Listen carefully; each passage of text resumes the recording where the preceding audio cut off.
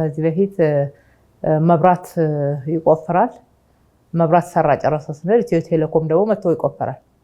ከኢትዮ ቴሌኮም በኋላ ደግሞ ወይ መንገድ መጥቶ ያፈርሰዋል ከዛ በኋላ ደግሞ ዋና ፍሳሽ ሊመጣ ይችላል እንዲህ አይነት ችግሮችን አሳልፈናል ይሄ ማለት ዝም ብሎ ስራዎች አልተቀናጁም በሚል ቋንቋ ብቻ የሚገለጽ አይደለም ሀብት ነው የሚባከነው ጊዜ ነው የሚባከነው ሀብት ነው የሚባከነው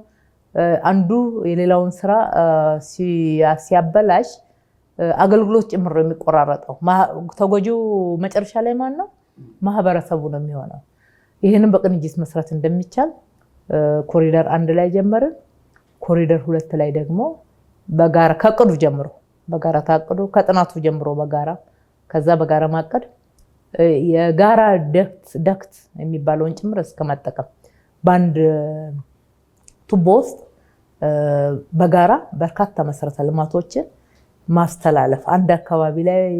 እስከ 5 ሲቀበር ያያየን ነበርና አንዳንዱ የልማቱ አይነት የመሰረተ ልማቱ አይነት አብሮ የሚሄድ ሆኖ ሲገኝ ባንድ ዳክት ውስጥ በጋራ እስከመጠቀም ድረስ ልምድ መጥቷል